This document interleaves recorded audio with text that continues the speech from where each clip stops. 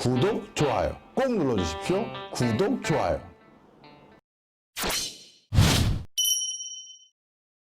자, 그런데 특히 우리는 이제 어떻게 보면 서민들로서 하나의 개개인의 시민으로서 우리가 이렇게 국방이나 치안, 외교를 직접적으로 걱정하거나 우려할 일보다는 내 직업, 내 일자리, 내 소득을 걱정하시는 분들이 더 많죠. 아니면 이걸 시청하시는 분들 중에서 내 제자들 아니면 내 동생이나 내 자식들에 대한 미래 일자리를 걱정하시는 분들도 많을 텐데요. 특히 이 인공지능 기술이 앞으로의 일자리에 가장 큰 변화를 가져다 줄 요인이기도 합니다.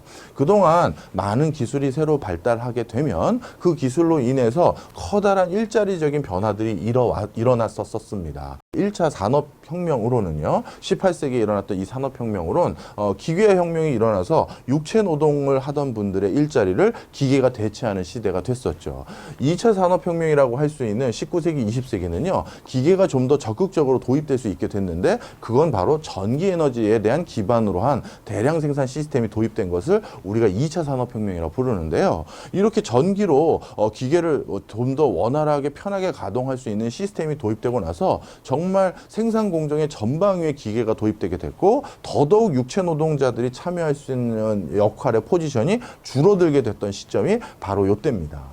자, 그런데 바로 3차 산업혁명 때는 어떻게 되느냐? 20세기 후반인데요. 이때는 바로 인터넷 기반 그리고 컴퓨터 등 지식정보 사회가 도래되면서 단순 관리직에 해당되는 행정직 일자리가 크게 대체됐었죠. 제가 다른 강의할 때 한번 예를 들었었던 것 같은데 잠깐 설명을 드리면 우리나라 굴지의 모 대기업에 제가 석사과정 때 알바를 한번 간 적이 있습니다. 거기 회계, 재무, 여직원들을 대상으로 회계와 재무 기초 지식을 가리키는 강좌를 해드리려고 찾아갔었는데요. 처음에 제가 그 알바를 하러 갔었을 때 여름방학 때 갔었었는데 그때 제 수업을 들었던 분들이 한 126명 정도 계셨어요. 그런데 제가 그 알바를 대학원 과정 내내 용돈벌이로 학비벌이로 했었었는데 한 2년 6개월 지나니까 제가 그 알바를 잘렸습니다. 왜 그러냐? 그 126명에 가까운 인원들이 대부분 다 회사에서 떠났고 마지막 강의했었을 때 남은 분이 한 20여 명 좀 왔다 갔다 남았던 걸로 기억이 나요. 왜 이렇게 많이 줄어들었는지 나중에 그 담당자에게 여쭤봤더니 우리 회사가 ERP가 완벽하게 안 되어 있던 찰나에는 그 많은 여직원분들, 흔히 말하는 격리 직원분들을 보유할 수밖에 없었는데 왜? 실제 저 지방 창고에 물건 개수와 장부상에 있는 물건 개수가 맞는지 부품 개수가 맞는지 다 실질적으로 대조하고 비교하기 위해서 그 많은 여직원분들을 고용했었어야 됐는데 드디어 우리 회사가 10년 동안 쭉 하나하나 다 추진해왔던 ERP 시스템이 어느 정도 완료가 돼서 이제 그냥 물건 들어올 때 나갈 때 바코드만 뜩 찍으면 언제 어디서 어떻게 나갔는지 들어왔는지가 자동 집계 되게 됐습니다. 따라서 그 많은 인원들이 꼭 필요하진 않게 된 거죠. 라고 얘기를 해주시더라고요. 멋쩍게요. 자, 그래서 진짜 하루아침에 그 100몇 명이나 돼서 어떻게 보면 무슨 센터라고 불리웠던 그 직군이 이제는 20몇 명으로 싹 줄어들어 버리는 현국을 제가 직접 목격한 적이 있어요.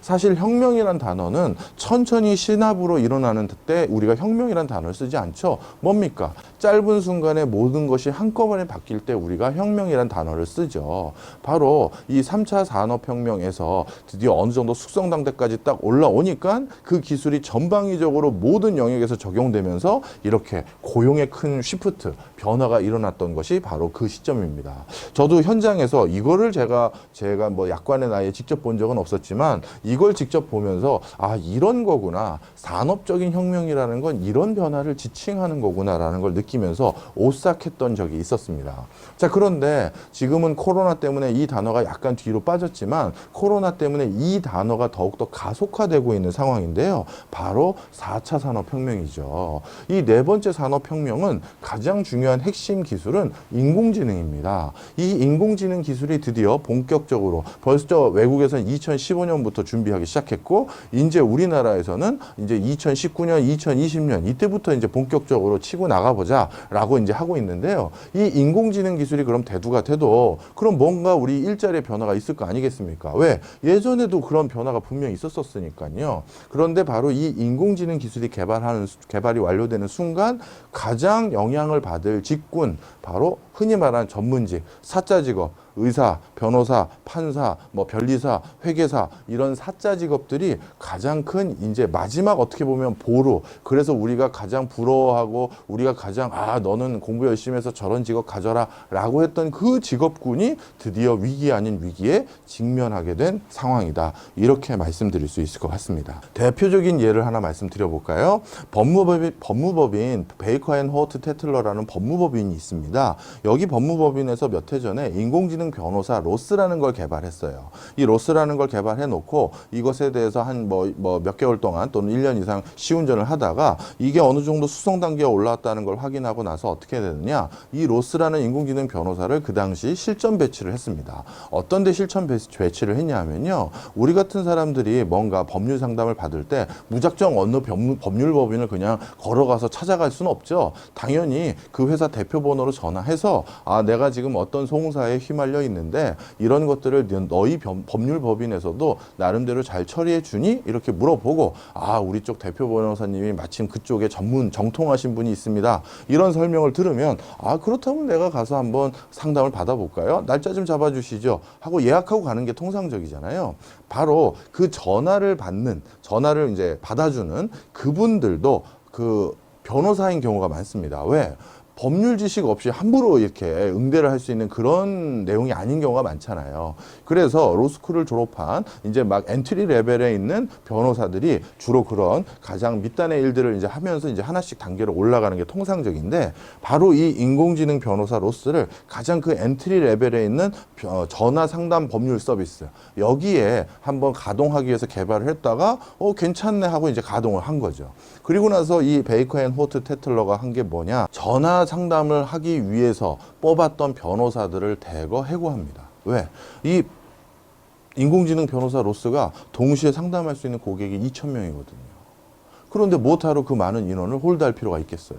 자, 바로 이런 것들이 전문직에도 이제 적지 않은 영향을 받게 되는구나. 인공지능 기술이 바로 이런 것들이 이제 벌써 일어나는 현상들이다. 이렇게 말씀드릴 수 있겠죠.